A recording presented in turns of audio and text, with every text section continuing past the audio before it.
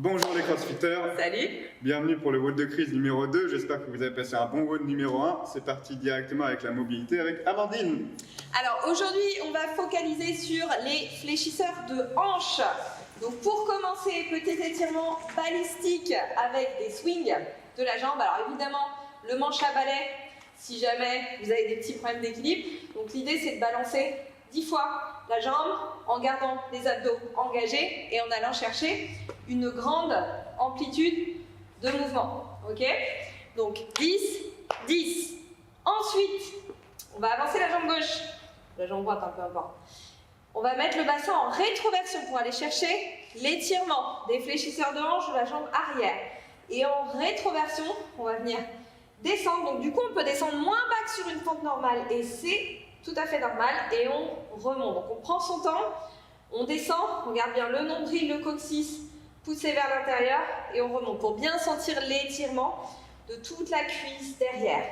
On en a 8 par jambe à faire et on peut même ajouter un peu plus d'étirement en levant le bras, en descendant le genou. Donc 8 par jambe. Ensuite, on va se mettre au sol. Alors celui-là, on a cherché le nom, mais on ne l'a pas trouvé. Donc, on va appeler ça rotation et extension de hanche. Donc, on va bien jusqu'au bout, on engage les fessiers. On revient face au sol et on change de côté. N'hésitez pas à bien tendre les bras devant, surtout si vous manquez de mobilité. Ça vous évitera de partir en arrière. Donc, gardez les bras tendus devant. Hop, là pareil. Non, on va en faire 12 au total, ce sera mieux. Et ensuite, on va terminer sur le côté auquel on s'est arrêté. On va ramener le pied au niveau du talon et on va descendre en étirant les quadriceps. Alors sur les mains, sur les coudes ou allongé, mais là on n'est pas sur un travail de souplesse. Donc on y va tranquille, 30 secondes. Hop, on change de côté et 30 secondes. Comme ceci avec les deux genoux au sol en poussant bien le nombril vers l'intérieur.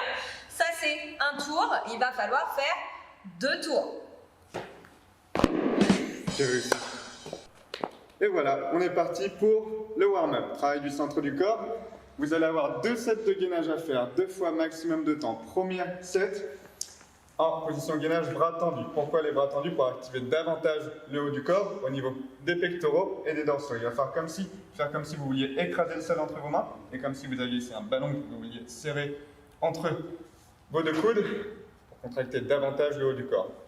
Le target sur cet exercice-là est de 7 minutes, mais vous pouvez largement dépasser ce target et faire le plus longtemps possible. Ensuite, une fois qu'on a tenu le maximum, qu'on est épuisé, on prend 2 minutes de repos et on va faire la même chose sur les coudes. Cette fois-ci, on va engager davantage la sangle abdominale en étant un peu plus soft sur le haut du corps. Pareil, maximum de temps tenu sur cette position avec un target ici de 4 minutes, mais bien entendu, vous pouvez le dépasser.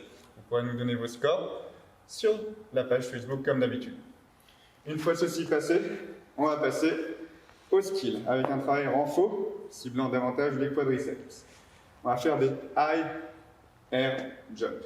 Donc des jumps le plus haut possible en partant de la position squat. On va descendre en squat, prendre une grande impulsion et sauter le plus haut possible en poussant au maximum sur la pointe des pieds.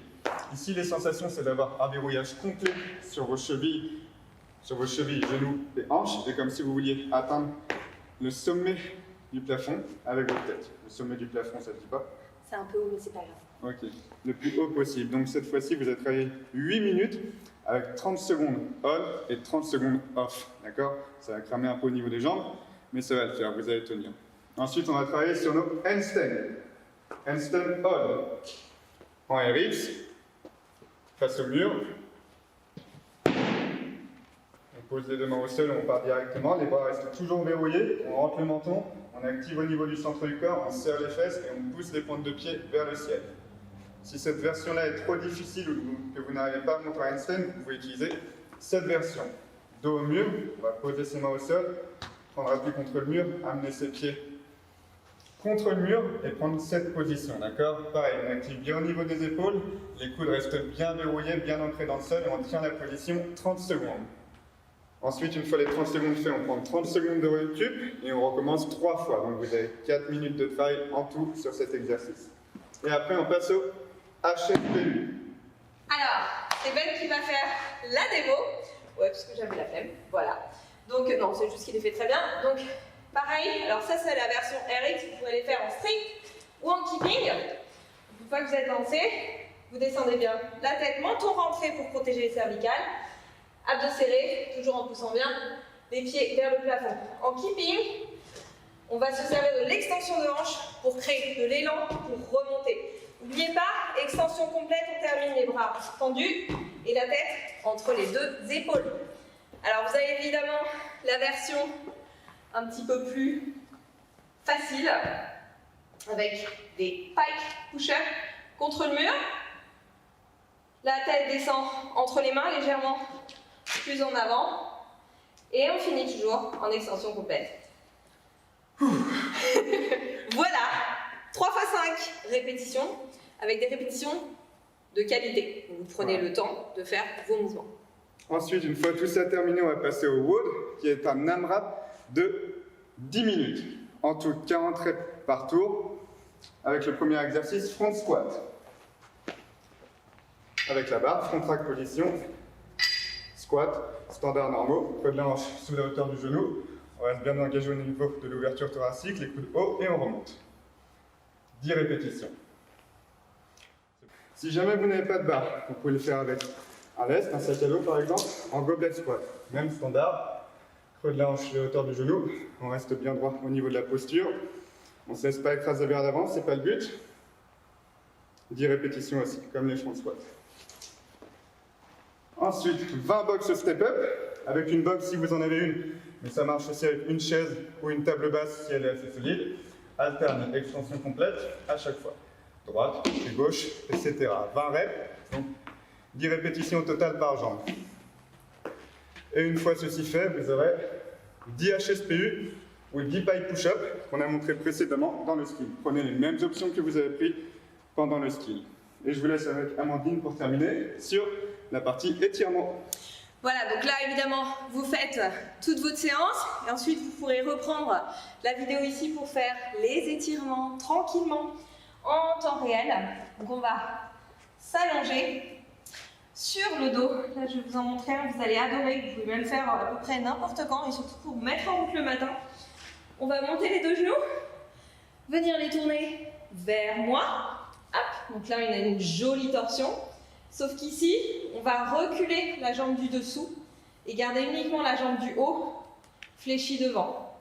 Cette jambe en dessous, vous allez attraper votre pied et ramener le talon au niveau de la fesse. On prend le temps de laisser les épaules descendre dans le sol. On sert du poids de la main, pas de la mienne, ça va être compliqué, pour descendre le genou dans le sol.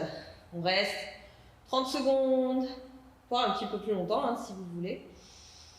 En respirant tout doucement, hop, on relâche, on change de côté, les deux épaules au sol et on vient ramener le talon au niveau de la fesse, tranquillement. Reculez bien votre genou, mais attention à bien faire en sorte de garder les deux épaules au sol, la poitrine tournée vers le plafond et on peut se servir du poids de la main pour descendre le genou tranquillement en respirant doucement. Voilà, très bien. On va remonter. Hop. On tourne. On va avancer un pied. On va venir à nouveau rétroverser le bassin.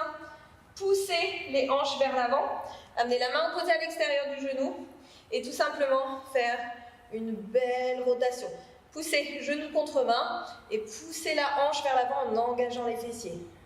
On respire doucement. On peut rester à peu près 30 secondes, relâchez les épaules, sortez la poitrine. Et on fait la même chose de l'autre côté. Hop, genou devant, au-dessus de la cheville. On amène la main à l'extérieur du genou et on vient faire une belle rotation en poussant la hanche vers l'avant et en gardant le nombril rentré vers l'intérieur. Attention à ne pas laisser le genou rentrer. On pousse le genou contre la main. Tranquillement. Super, on va monter. On termine avec un dernier étirement pour les quadriceps. Alors ici c'est pareil, toujours la rétroversion du bassin qu'on oublie souvent de faire. Ça ne sert pas à grand chose sinon. Et la même chose de l'autre côté. Ventre rentré.